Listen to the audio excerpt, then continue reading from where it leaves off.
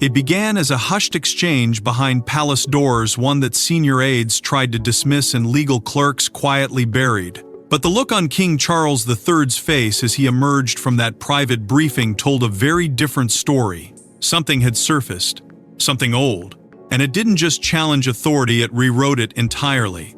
Before we go deeper into what this really means for the royal family, make sure to subscribe so you don't miss a single update.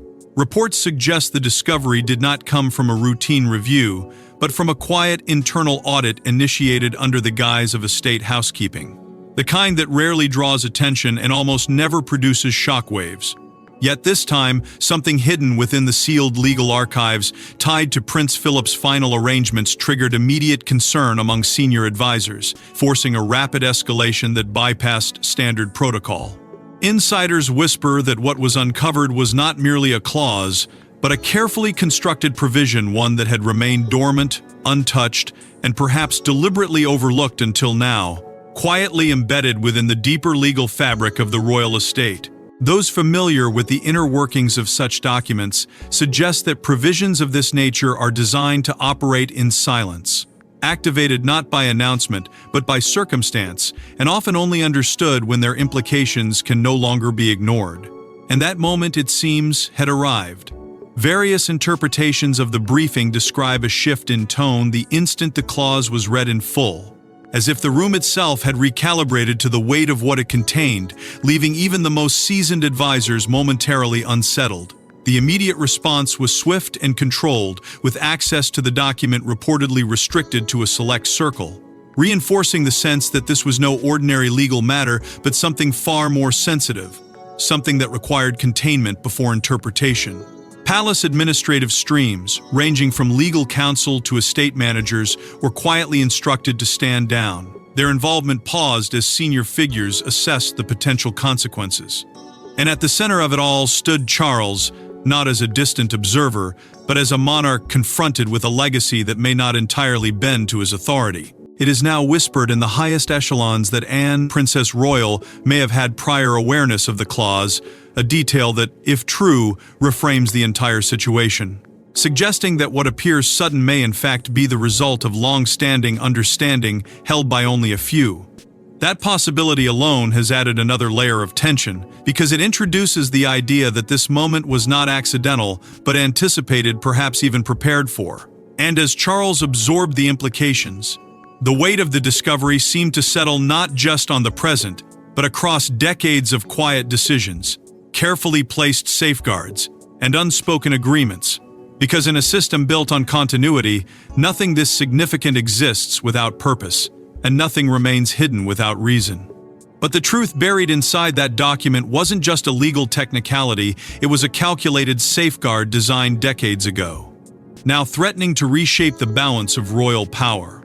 It began as a hushed exchange behind palace doors, one that senior aides tried to dismiss and legal clerks quietly buried. But the look on King Charles III's face as he emerged from that private briefing told a very different story. Something had surfaced, something old, and it didn't just challenge authority, it rewrote it entirely. And as the implications of that moment continued to ripple outward, attention turned not just to the discovery itself, but to the man whose hand had quietly shaped it decades earlier, Prince Philip, a figure often underestimated in public narratives, yet deeply embedded in the structural foundations of the monarchy's private world. Reports suggest that Philip's influence extended far beyond ceremonial duty, reaching into the precise engineering of estate frameworks, inheritance pathways, and long-term protections that were never intended for public scrutiny. Those familiar with royal administrative history often point to his meticulous attention to detail, a mindset shaped by discipline, strategy, and an unwavering belief that the institution must be preserved not just in the present, but far into the future. It is within that context that the idea of sealed provisions begins to take on a different meaning, not as anomalies, but as deliberate instruments, tools designed to operate quietly until the moment they were needed most. Various interpretations of royal legal tradition suggest that such clauses, often referred to in discreet circles as protected bloodline provisions, serve a singular purpose: to safeguard continuity in ways that cannot be easily altered by shifting leadership or changing priorities. And in a system where authority evolves with each reign, the existence of something immovable introduces a tension that cannot be ignored. Insiders whisper that these provisions are rarely discussed openly, precisely because their power lies in their silence, in their ability to exist without interference until circumstance forces them into relevance. That silence, however, does not imply absence. On the contrary, it suggests intent and understanding that the monarchy's greatest vulnerabilities often emerge during transitions, when emotion, pressure, and uncertainty collide. It is now quietly suggested that Philip's decisions may have aligned closely with the long-term vision of Queen Elizabeth II, whose reign was defined by stability, foresight, and an almost instinctive awareness of institutional fragility. Together, their approach appears to have favored continuity over convenience, embedding safeguards that would outlast them both, ensuring that certain elements of the royal structure remained untouched, regardless of who held the crown. And this is where the narrative begins to narrow, because within that broader framework, the position of Anne, Princess Royal's children, take on a significance that cannot be dismissed as incidental.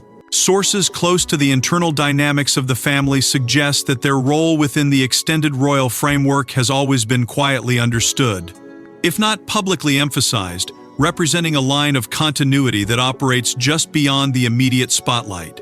Their inclusion within such a clause, if indeed confirmed, would indicate not favoritism, but strategic placement and effort to balance influence, preserve stability, and prevent any single branch from exerting unchecked control. And as these interpretations begin to converge, the discovery itself starts to feel less like an isolated revelation, and more like the unveiling of a long-standing design, one that was never meant to be obvious, but always meant to endure. Because in a system built on tradition, the most powerful decisions are rarely the loudest, they are the ones written quietly, protected fiercely, and revealed only when the future demands it. However, understanding why this clause existed only deepened the mystery because it pointed not to chance, but to a deliberate act of foresight. It began as a hushed exchange behind palace doors, one that senior aides tried to dismiss and legal clerks quietly buried. But the look on King Charles III's face as he emerged from that private briefing told a very different story.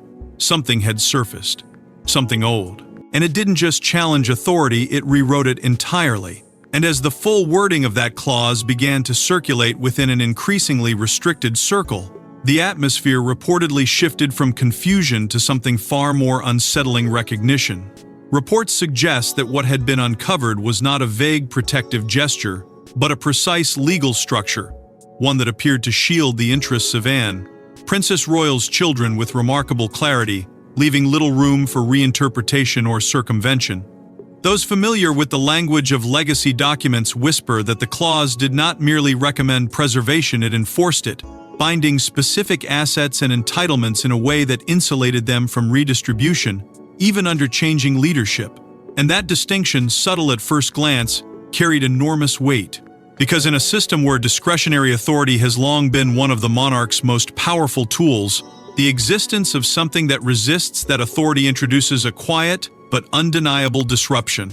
Various interpretations of the clause suggest that its mechanisms were designed with an almost surgical precision, embedding legal tripwires that activate the moment any attempt is made to alter its terms. It is now whispered in the highest echelons that these protections extend beyond simple inheritance, reaching into the broader architecture of control: who can access, who can authorize, and perhaps most critically, who cannot. That realization, according to palace administrative streams, was the moment the conversation changed.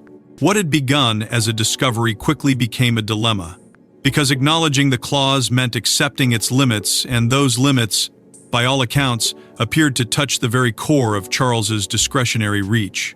Insiders claim that advisors, some seasoned by decades of navigating royal complexities, found themselves confronting an unusual scenario, one where precedent offered little guidance, and where the usual pathways of adjustment were effectively sealed. The concern was not just legal, but structural. If such a clause could exist, and if it could operate beyond the influence of the reigning monarch, then what did that imply for the broader balance of control within the institution? That question, quietly circulating among senior figures, introduced a layer of tension that could not be easily resolved. Because this was no longer about a single provision, it was about the possibility that authority itself had boundaries, carefully drawn long before the current reign. And as those boundaries came into focus, so too did the divide between interpretation and enforcement. Some, reports suggest, viewed the clause as a protective measure that should be honored without resistance, a continuation of long-standing tradition. Others, however, saw it as a constraint that demanded scrutiny, if not challenge, raising difficult questions about flexibility, relevance, and control in a modern context. That divide, subtle but growing, began to shape the internal discourse, creating an undercurrent of uncertainty that extended far beyond the document itself. Because in a system built on continuity, even the suggestion of limitation carries profound implications. And as Charles reportedly absorbed the full extent of what the clause represented, the weight of that realization seemed to settle heavily, not just on his role as monarch, but on his position within a legacy that may not be entirely his to direct. The silence that followed was not one of resolution, but of recalibration, a moment in which the institution itself appeared to pause, reassessing the lines that define power and the forces that quietly shape it. And once its implications became clear, the question was no longer whether it mattered, but who would enforce it.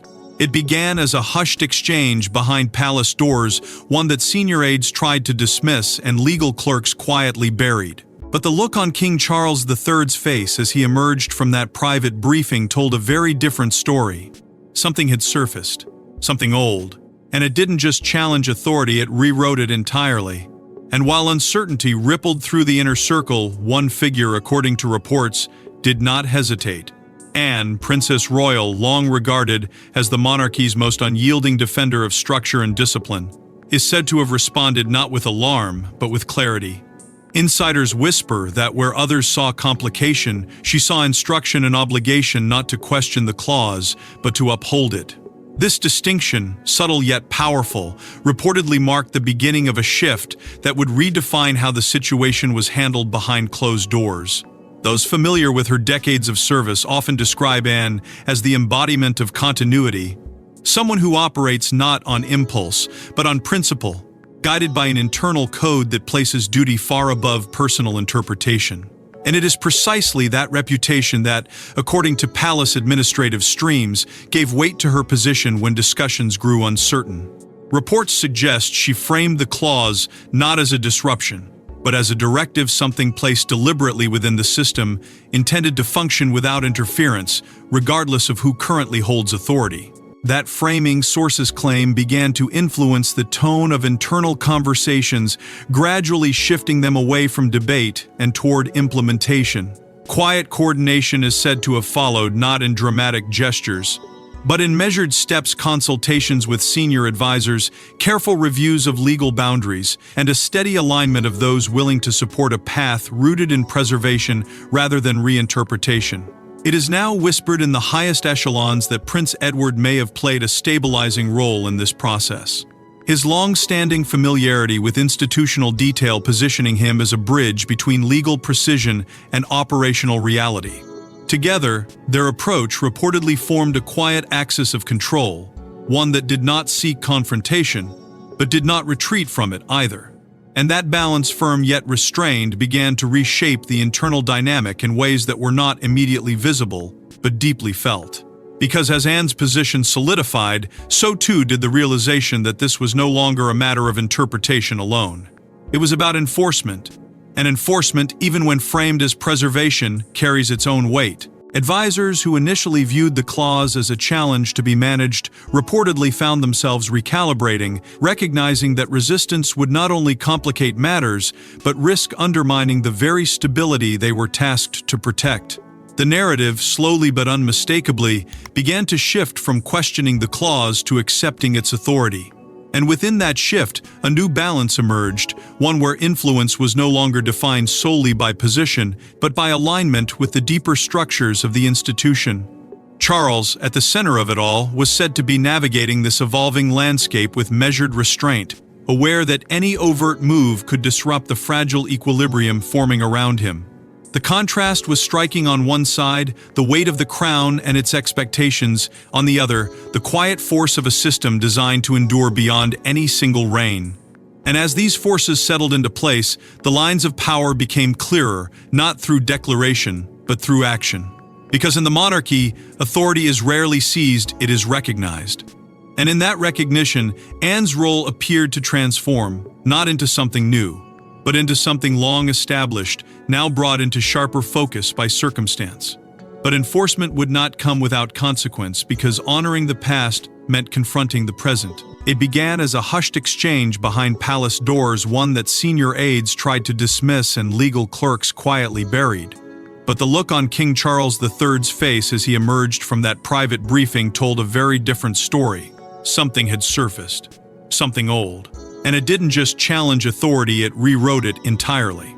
And now, according to those familiar with the inner workings of the palace, the true weight of that discovery was no longer confined to legal interpretation. It had become something far more personal, far more difficult to navigate. Reports suggest that Charles, long accustomed to balancing duty with expectation, found himself confronting a rare and unsettling reality. A boundary to his authority that could not simply be negotiated or reframed. This was not a question of preference or policy, it was structure. And structure, once revealed, does not bend easily. Insiders whisper that the initial days following the discovery were marked by a quiet but unmistakable tension, as advisors began presenting competing perspectives, each shaped by their own understanding of tradition, flexibility, and control. Some, it is said, urged caution, suggesting that the clause could be interpreted in ways that preserved the monarch's discretion without openly challenging its intent. Others, however, reportedly warned against such an approach, emphasizing that any attempt to stretch its meaning could risk destabilizing the very framework it was designed to protect. That divide, subtle at first, began to deepen, creating an atmosphere where every discussion carried an undercurrent of uncertainty. Because at the center of it all was not just a document, but a decision, one that Charles could not avoid, and one that would define how his reign would be understood in relation to those who came before him. The emotional weight of that position, according to various interpretations, was considerable. To lead is to shape, to influence, to guide. But what happens when the path has already been drawn, not by one's own hand, but by a legacy that demands respect without compromise? That question, quietly echoing through the corridors of power, began to blur the line between authority and inheritance, forcing Charles to reconcile his role as monarch with his position as the inheritor of a system that may not fully yield to his will. Concerns over perception added another layer to the dilemma. Palace administrative streams suggest that even the possibility of this clause becoming public knowledge raised difficult questions about transparency, control, and the nature of modern monarchy. How would it be understood? As a safeguard or as a limitation? And more importantly, what would it reveal about the balance of power within an institution that has long projected unity and continuity?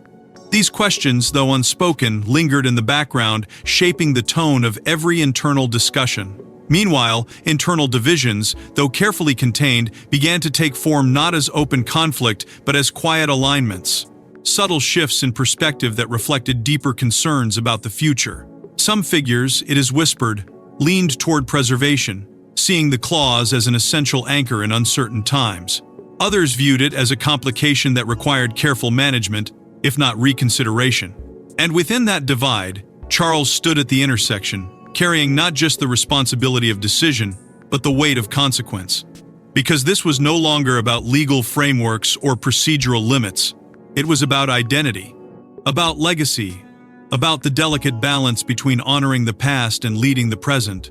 And as that realization settled in, it transformed the entire situation from a matter of governance into something far more profound, a moment of reckoning that reached beyond documents and into the very essence of what it means to hold the crown. And as the weight of that realization settled in, one truth became impossible to ignore: this was never just about control. It began as a hushed exchange behind palace doors, one that senior aides tried to dismiss and legal clerks quietly buried. But the look on King Charles III's face as he emerged from that private briefing told a very different story. Something had surfaced, something old. And it didn't just challenge authority, it rewrote it entirely. And as the immediate tension began to settle into a quieter, more deliberate examination, the focus shifted towards something deeper, something less visible but far more powerful: the architecture of control itself. Reports suggest that what had been uncovered was not an isolated clause, but part of a much larger system, one shaped over decades through carefully structured wills, private agreements, and legal instruments designed to operate beyond the reach of any single reign.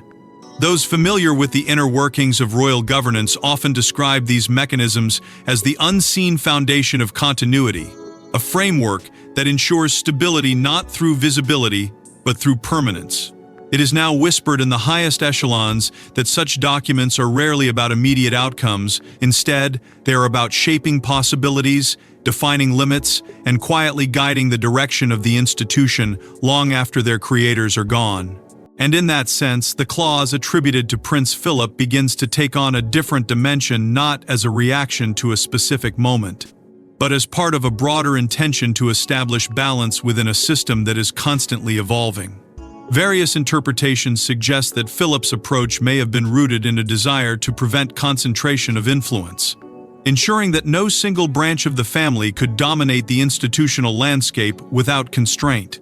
This idea, subtle yet profound, introduces the concept of legacy protections that extend beyond authority, beyond titles, and even beyond the lifespan of those who create them. Because in a structure like the monarchy, continuity is not just preserved through succession, it is reinforced through design. And that design, according to palace administrative streams, often reflects a delicate interplay between tradition, legality, and personal trust. Tradition provides the framework, legality enforces it, and trust determines how it is interpreted. When all three align, the system operates seamlessly, almost invisibly. But when one is brought into question, the entire balance becomes exposed. That exposure, in this case, has revealed just how influential these hidden mechanisms can be, operating quietly beneath the surface while shaping decisions that appear, on the outside, to be entirely discretionary. Insiders suggest that this is precisely why such systems are rarely discussed openly, because their power lies in their subtlety, in their ability to influence without drawing attention. And yet, once revealed, they cannot simply be ignored. They demand acknowledgement, not because they are disruptive, but because they redefine the boundaries within which authority operates. The broader implications of this realization are significant.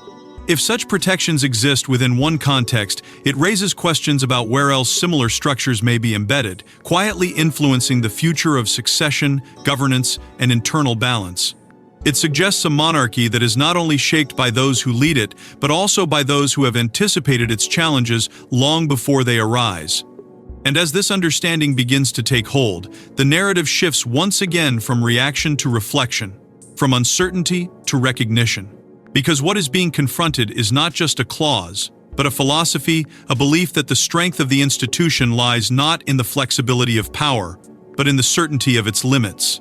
But even the most carefully constructed systems are tested when exposed, and this one was no exception.